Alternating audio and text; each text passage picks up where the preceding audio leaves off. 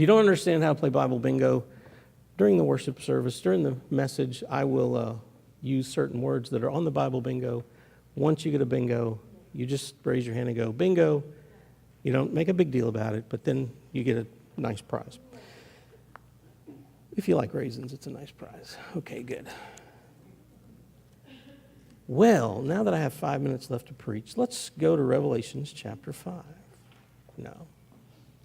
I'm excited about Revelations chapter 4 and Revelations chapter 5. I think last Sunday, for those of you who are to be here, I hope that you left with a new appreciation about what the throne room of heaven is going to be like. Again, remember, John was told to write about things that he had seen, the things that he is seeing, and the things that are to be. John had lived probably 90 years at this point. He'd seen a lot of things. He'd literally seen the risen Jesus. He had seen Jesus raise people from the dead. He had seen Jesus walk on the water. He had seen Jesus feed 5,000. He had seen Jesus die and be resurrected. So John had seen a lot of things. He also now is seeing these letters that are written to the church. I believe we are in the church age. If you believe in a post-tribulation or a mid-tribulation rapture of the church, or if you believe the rapture of the church is really not a rapture, but it's more just of a transforming, you could believe that we are somewhere in one of these 7 seals that we're going to be looking at over the next several weeks. There's also pins up here in the basket. Oh, they've got pins. So it depends on where you stand on that particular doctrine. But if you are a mid or post person, you may feel like, okay, we're already in the process. I believe that when the rapture of the church happens, that is the end of the church age. Then we go into the next phase, okay? That's where I'm preaching from, and it's not right or wrong, it's just what I believe. So we're in Revelations chapter 5, and here's where we're going to go today, all right? As we looked at Revelation 4 in the throne room of heaven, we saw one thing that I didn't point out last week. And that is, in the throne room of heaven, we see the throne, we see 7 lamps of fire, we see the sea of glass, we see the 4 living creatures, we see the elders, we see the altar, we see the incense altar, and we reference to the Ark of the Covenant. If you look back at the Old Testament tabernacle, the Old Testament temple, don't we see a representative of all of those things? Oh, cool, they've made heaven copy what happened back on earth. Anytime we see something here on earth, it's a copy of something that's already in heaven. Here was a big momentary or a big aha moment for me this week. Everything that we are discovering on earth has already existed in heaven. Man, yesterday we just discovered some huge breakthrough in ...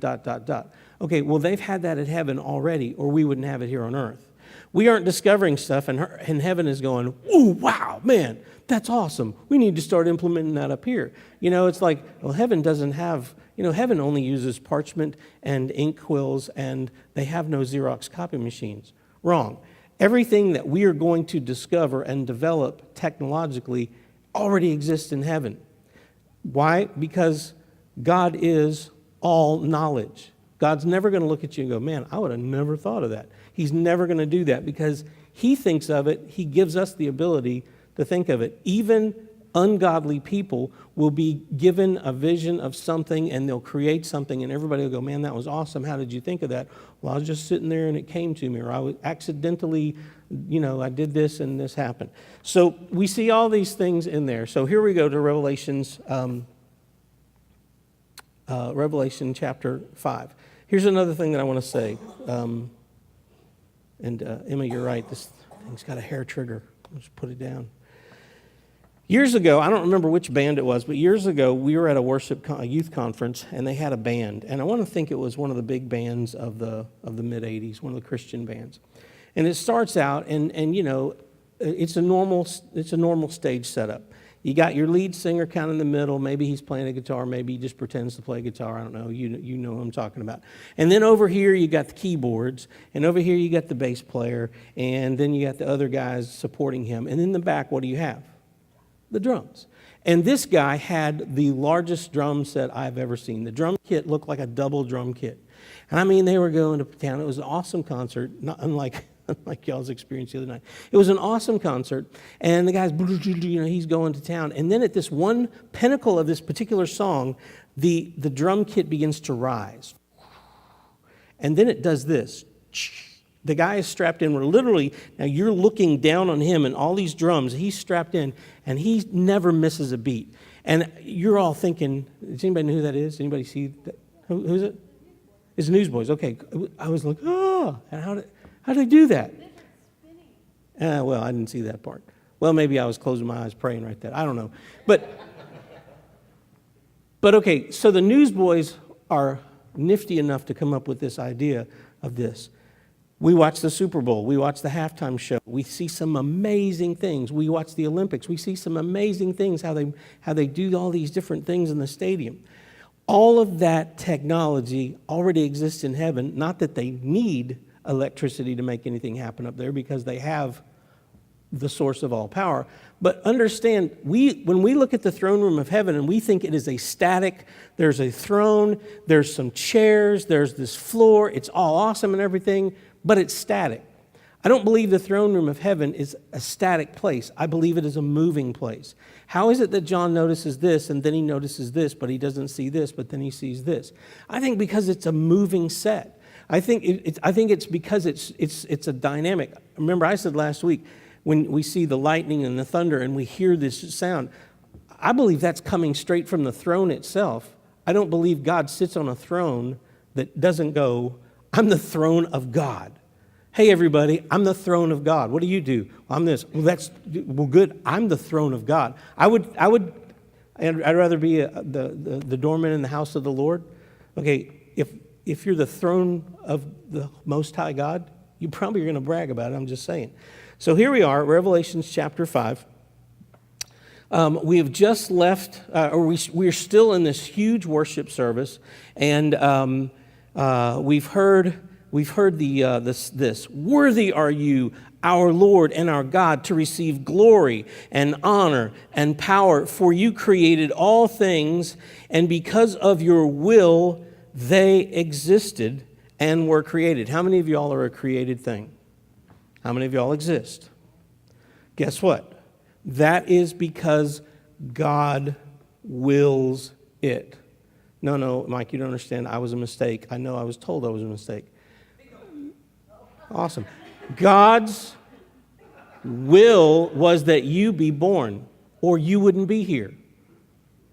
This says that the glory, the worth of every person is based on the fact that the will of God wants you to be here.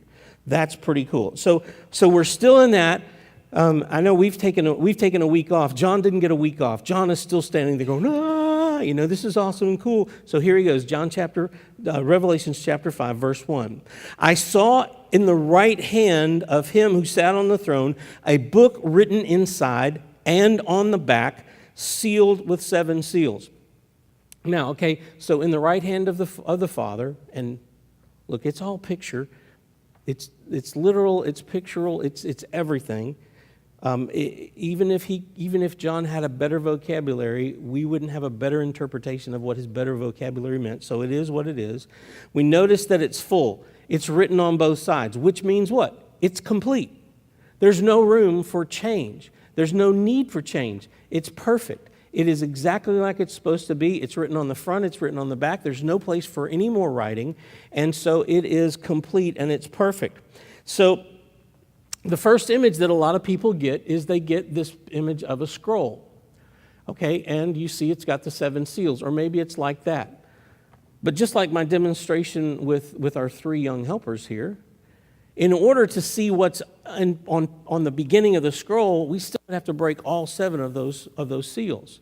So I want to tell you that if it's a scroll, I think it's more like this, where it's sealed. There's writing and then it's sealed, and then there's writing and it's sealed, and there's writing, because he breaks those seals one at a time. He doesn't break all of them at one time. Now, again, somebody may be way smarter than me and go, well, maybe he breaks all of them and all this is happening at the same time.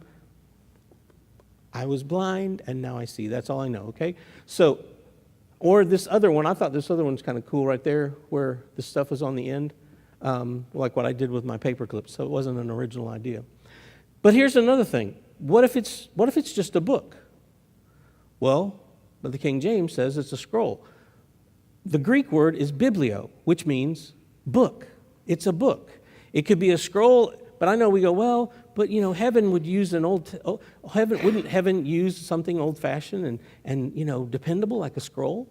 Well, they have unlimited technology. They may be used in a Mac computer. I don't know. But whatever it is, it has seals for a reason. So these seven seals on this scroll are coming up. And here's something that I read, and I just want to share with you. In 2013, Buckminster Fuller created the knowledge doubling curve.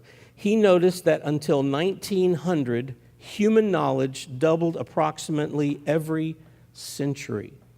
It took 100 years for knowledge to double. By the end of World War II, knowledge was doubling every 25 years. Today, things are not that simple, as there are different types of knowledge and have different rates of growth. For example, nanotechnology knowledge is doubling every 2 years, clinical knowledge every 18 months, but on average, human knowledge is doubling every 13 months. According to IBM, the build out of the Internet of Things will lead to doubling of knowledge every 12 hours. And heaven's already got all that stuff. So if they're using a scroll, if they're using a computer, if they're using a chalkboard, if they're drawing in the sand, it doesn't matter. They have unlimited technology. We're barely keeping up, is what I'm trying to say. So, verse 2. And I saw a strong angel proclaiming with a loud voice, "Who is worthy to open the book and to break its seals?" I watched a little documentary the other day on Arnold Schwarzenegger, and he actually, before he became Mr. Universe, he participated in powerlifting. He wasn't that great at it, but he did pretty well. At 21, he bench pressed close to 400 pounds. Arnold Schwarzenegger running up and trying to pick something up and going, "It's too big, it's too strong, get to the chopper, it's too..." Okay, Pee Wee Herman running over and go, "It's too big." Why a strong angel? Because I think to emphasize the point that there's a huge, strong angel that walks up to John and just says, "There's no one worthy to open the scroll. Is there anyone worthy? Is there anyone worthy?" And even in heaven, with all the cool stuff that we're seeing, apparently nobody is worthy as far as John can tell. Even in the glory room of heaven. Who is worthy? And no one in heaven or on earth or under the earth was able to open the book or to look into it. How was that knowledge conveyed to John? I don't know, but we also know that John is writing this after he sees it, so he's seeing this whole thing. He's not writing as he's seeing it. He sees the whole thing and then he goes back and he writes it. So maybe he's saying, okay, I finally figured out there's nobody. And it kind of bums him out. I began to weep greatly because no one was found worthy to open the book or to look into it. And one of the elders said to me, "Stop weeping. Behold, the Lion that is from the tribe of Judah, the Root of David, has overcome so as to open the book and its 7 seals." Why is John upset? Again, John is writing after he's seen this. And what he was saying was, I realized that if there was nobody worthy to open that scroll, I was never going to see what was on the scroll. And what was on the scroll was not going to happen. And I know that's not a good thing. I want this scroll. If God's holding a scroll, it's got to be good. And if we need to open that scroll to get to what's good, okay. And what does the scroll also represent? It literally represents God opening his last will and testament. Not that God needs a last will and testament, but he's opening it for who? The heir. Who is the heir? He's the kinsman redeemer. We said during worship, the kinsman redeemer, first of all, had to be closely related. Secondly, had to have enough money, authority, power, and had to have the ability to redeem you. And number three, had to have the desire to use his position and to use his power to redeem you. The only person in history who has all 3 of those characteristics is Jesus, the kinsman redeemer. So John realizes this, and he's like, man, if that scroll doesn't get open,